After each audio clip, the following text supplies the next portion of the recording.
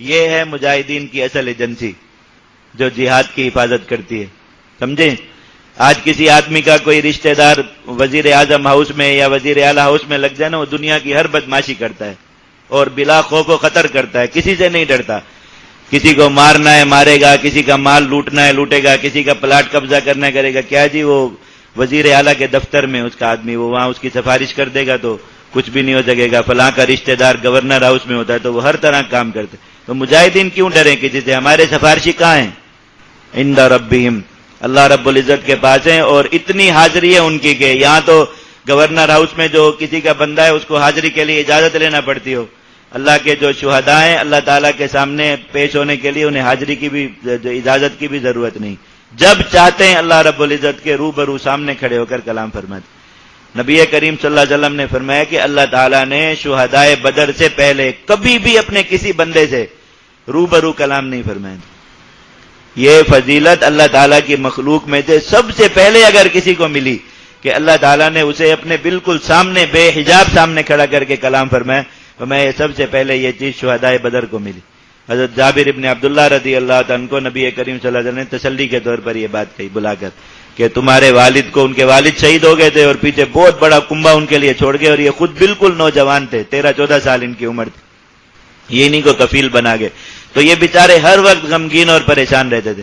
تو اللہ کے نبی صلی اللہ علیہ وسلم نے انہیں بلا کر کہا کہ اللہ تعالیٰ نے تمہارے والد کو اتنا بڑا مقام دیا کہ اس سے پہلے کسی سے بھی اللہ تعالیٰ نے کبھی جو ہے وہ سوائے حجاب کے کلام نہیں فرمایا. لیکن وَكَلَّمَ أَبَاكَ كِفَاحًا، اللہ تعالیٰ نے تمہارے والد کو اپنے روبرو کھڑے کر کے اور بالکل بے حجاب ان سے کلام فرمایا. اور یہ پھر سارے شہداء کو اللہ رب العزت نے یہ نعمت اور دولت دے دی کہ جب چاہتے ہیں اللہ رب العزت کے حضور جا کے بات کرتے ہیں.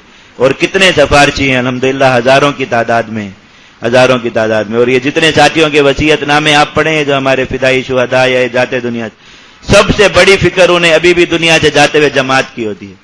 سب سے بڑی فکر اپنے گھر والوں کو جماعت کے لیے لکھ کے جائیں گے کہ جماعت کے ساتھی آئیں تو ان کا اکرام کریں.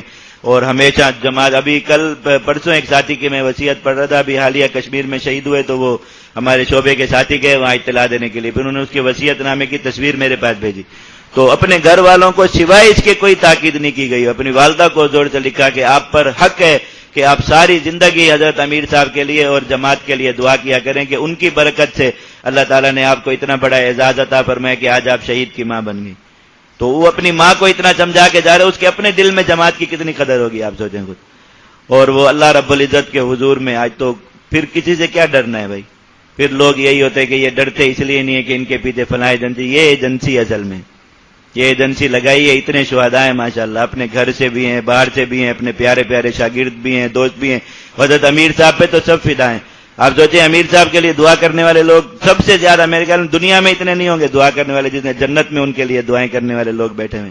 پھر لوگوں کو سمجھ میں پتہ نہیں کس لیے نہیں آتا کہ جی فلاں کیوں زندہ ہے ابھی تک، اور فلاں ابھی تک سانس کیسے لے رہا ہے، اور ساری دنیا اس کو دہشت گرد کہہ رہی ہے، اس کے باوجود وہ بیٹھ کے کھا پی کیسے رہا ہے. فرانس والوں نے جو ہے وہ ساری جائیداد ضبط کر لی، پھر بھی ان کے گھر میں روزانہ تازہ لال ٹماٹر آتے ہیں. یہ کہاں سے آ جاتے ہیں؟ تو یہ بات کیوں سمجھ میں نہیں آتی لوگوں کو؟ اس لیے کہ اتنے پتہ نہیں ہے نا ان کو کہ ایجنسی کہاں لگائی ہوئی ہے. ایجنسی جنت میں لگی ہوئی ہے، اللہ رب العزت کے عرش کے نیچے لگی ہوئی ہے. تو ایسی ایجنسی جس کے پاس ہو اس کا دنیا میں کون کچھ بگاڑ سکتا ہے بھائی؟ کوئی بھی نہیں انشاءاللہ. اور دیکھو اللہ تعالیٰ نے خود فرمایا کہ شہداء کا یہ کام ہے کہ وہ ہر وقت اللہ رب العزت سے پیچھے والوں کی سفارشیں اور پیچھے والوں کے لیے خوشخبریاں حاصل کرتے رہتے ہیں.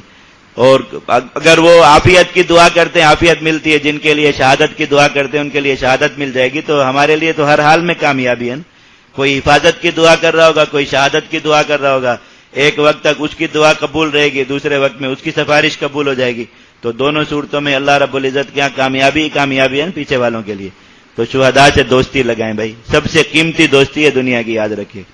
دیکھو آج راز کھل گیا کہ جیش کے پیچھے کون سی ایجنسی ہے. کتنا بڑا سوال ہے. کئی لوگوں کو رات کو نیند نہیں آتی بیچاروں کو یہی سوچ سوچ کے کہ جیش کے پیچھے ایجنسی کون سی ہے جن کی حفاظت کرتی. آج بس مجبوراً یہ راز کھول ہی دیا آپ لوگوں کے سامنے، کیا کریں.